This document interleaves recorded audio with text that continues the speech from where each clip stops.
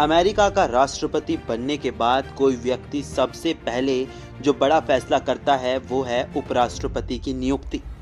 Democratic party के उम्मीदवार Joe Biden ने अपने रनिंग मेट के तौर पर कमला हैरिस का चुनाव किया है। कमला हैरिस भारतीय मूल और जमैकन मूल की अमेरिकी नागरिक हैं और अब कमला हैरिस अमेरिका की उपराष्ट्रपति बन गई हैं। अब ये सवाल है कि क्या कमला हैरिस का भारतीय मूल का होना भारत के लिए वाकई बहुत अच्छी खबर है और क्या कमला हैरिस खुद को सच में भारतीय मानती भी हैं? कमला हैरिस की मां श्यामला गोपालन 1960 में भारत से अमेरिका गई थी और वो अमेरिका की मशहूर कैंसर वैज्ञानिक थी। कमला हैरिस के पिता जमैकन मूल के हैं और जब कमला बहुत छोटी थी तभी उनके माता पिता का तलाक हो गया था। कमला हैरिस और उनकी छोटी बहन माया हैरिस अपनी मां के साथ ही पली बड़ी हैं।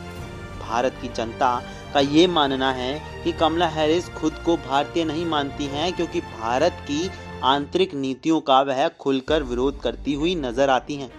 कमला हैरिस कश्मीर पर भारत की नीतियों का खुलकर विरोध करती रही हैं। इनमें जम्मू कश्मीर से अनुच्छेद 370 हटाए जाने का फैसला भी शामिल है।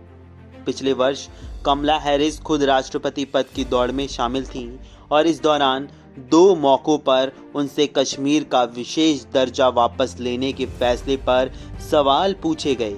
दोनों मौकों पर उन्होंने कहा कि कश्मीर के मामले में दखल की ज़रूरत है।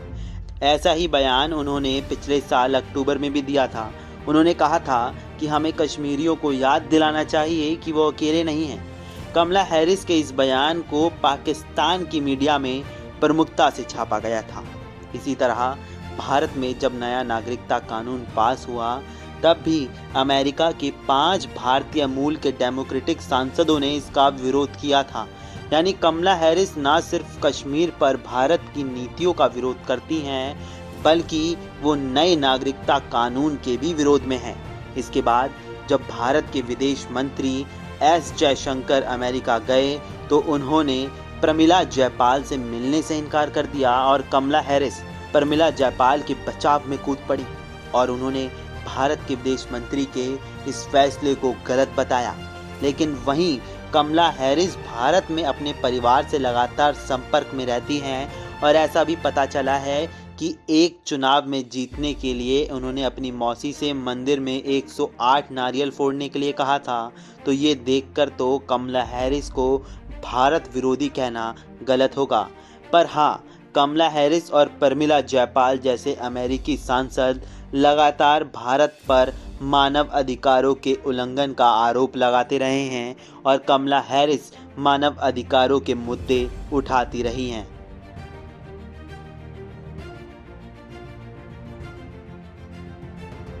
वहीं ये भी माना जा रहा है कि कमला हैरिस को घरेलू जिम्मेदारियां ज़्यादा दी जाएंगी क्योंकि कमला हैरिस के मुकाबले जो बाइडेन हमेशा से विदेशी मामलों में ज़्यादा दखल रखते आए हैं।